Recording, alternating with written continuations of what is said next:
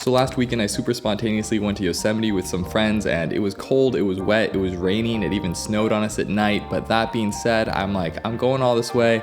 I better shoot a little bit of footage just to say that I was here and try and make something cool. I had the intention of making a spec commercial for REI actually while I was there, but you know how it goes. You start hanging out with friends and you get distracted from your end goal. But that being said, I did capture a couple really cool shots while I was there, and I came up with a color grade for them that I'm pretty stoked on. I think it really just sets the mood, sets the vibe very well, and looks like a nice commercial. So I thought I would just run through what I did today and kind of show you how I got there using Dehancer. So let's just jump right into it. Here we are in Resolve, and as you can see, my timeline is a mess, but let's just go to the color and look at this first shot right here, which is a pretty good example of the overall vibe. Now, obviously this is already graded, but I'm just gonna go back to ground zero and show you how I got this cool moody look. So first and foremost, I like to start with my LUT conversion. So let's just turn on this CST here, and you can see it does something, but it looks pretty terrible if I'm being honest. I don't know if I overexposed this shot. I think I did. I mean, the highlights are clipping, but it's just not great, not super contrasty, pretty flat looking, and the colors just aren't popping like how I would want them to. So from here, I'm gonna go into my balance, and I like to adjust some exposure things in the HDR. I actually didn't do too much here, but I kind of lifted the shadows and brought down the highlights a little bit. But from here, I just like to add in a little bit of contrast just to bump up that contrast, a little bit of saturation here, make it a little more spicy. And then for white balance, because I am going for that cooler, moodier look, I'm definitely gonna cool it down here, and you can actually see that I reduced the tint by -2, so just made it a little bit more on that green side, which I think really fits that kind of outdoorsy look. You tend to see greener tones, and so that's what I was going for here. And then obviously the contrast isn't really here, so I added a curve, and this does a lot of the heavy lifting. You can see if I go into my curve here, you can see I just brought down the shadows a lot here and lifted up the highlights actually a little bit, but then brought down those midtones just to make a more balanced image. But as you're gonna see, when I add in Dehancer and those effects, it's gonna bring up that exposure a little bit, so it is more contrasty than it will end up being. So for Dehancer, most of my settings are in this print area, and if I turn this on, you can see the impact it has on the image. Basically just makes it a little bit greener, a little more muted, and really pops these reds out. If we turn off and on, it's like, dang, that's some crispy reds. So if we start from ground zero here in Dehancer, you can really see what I ended up doing to this image. And just something to note, I find that Dehancer is a bit strong on the impact of the actual image. So what I do is I go down to the bottom and I just do the output and set it to 50%. So everything I'm doing is just 50% of the overall impact it would normally have, which just gives you a more subtle filmic look, and personally I prefer that. So let's go back up into our settings, and if you've never used Dehancer, I mean, there's a lot going on here, but it definitely gets simpler over time. The first thing I'm gonna change is the print, which is kind of that overall filmic look you'd expect. For this, I'm using the Kodak 2383 print, and I'm just going to enable it, and you can see the impact it has on the image, which is a lot. It makes it warmer, way more contrasty, way more vivid kind of. And my settings here, I actually reduced the contrast by -5 and increase the color density to 100, which makes those reds pop. So if you see that jacket, it just makes those colors so dense. And in this instance, for this commercially look, I really wanted that red jacket to pop because the rest of the surroundings are such a cool tone, so that color contrast looks pretty great. So that's all I do for print, again, off and on, but this look is too strong for me even at 50%. So what I like to do is go up to my actual film look and enable this film look. Now, there are so many different ones to choose from. They all have very different looks, and it's kind of intimidating if you've never used it before, just because there are so many options and some of them won't look great for your image in different instances. But what I found to look really great in this scenario for this specific space is Kodak Vision 3 200T. So getting that tungsten stock on there, and if I enable it right here,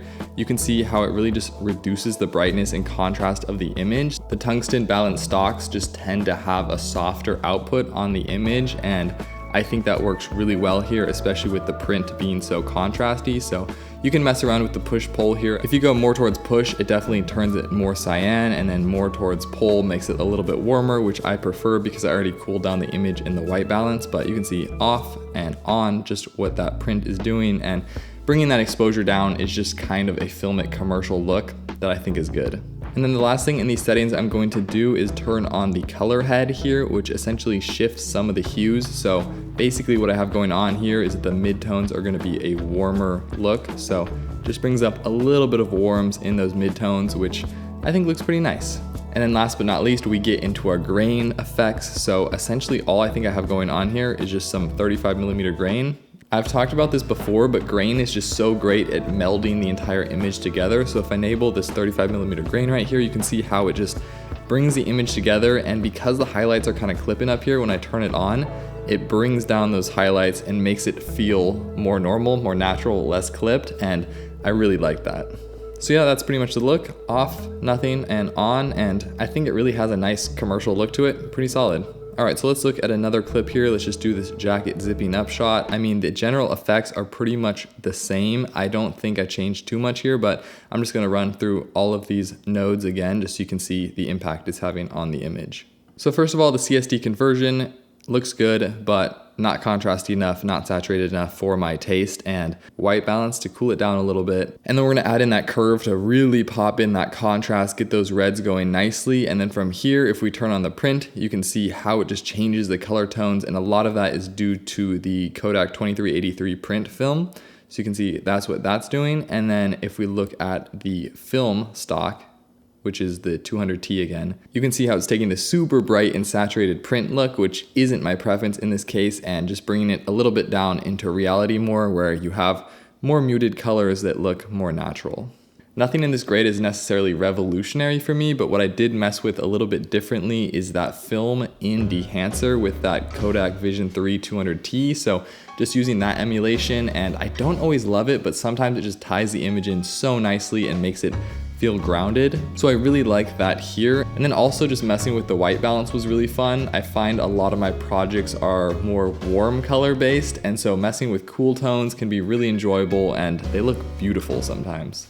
Let's briefly talk about exposure here. So with this commercial look, you tend to see more muted exposures, so not pushing the boundaries of brightness, and I think it looks pretty good. It looks pretty natural. If we look at the waveform in this particular shot, my shadows are almost hitting 0 IRE, and I actually might add in a little bit more contrast to that low end, but then the highlights are at about 85 IRE max, so we're not going all the way to 100, and you'll usually see in commercials like this just that more muted look, and yeah, it looks good. And one more thing I want to note is that if we look at the skin tones here, if I turn on this DCTL, you can see that they are definitely more magenta hues, but I think it's still grounded in reality with a decent amount of yellow that represents accurate skin tones. So that's kind of what I was going for. I didn't want to push it too hard into the perfect skin tone world. I wanted it to have that more cool magenta look, but I think it looks grounded and it looks realistic. And then I also filmed a couple clips on my GoPro in this cool fisheye look, and I had to grade this differently, obviously, because it's not log footage. So basically all I did was not use a LUT to convert it. I just used the print from Dehancer.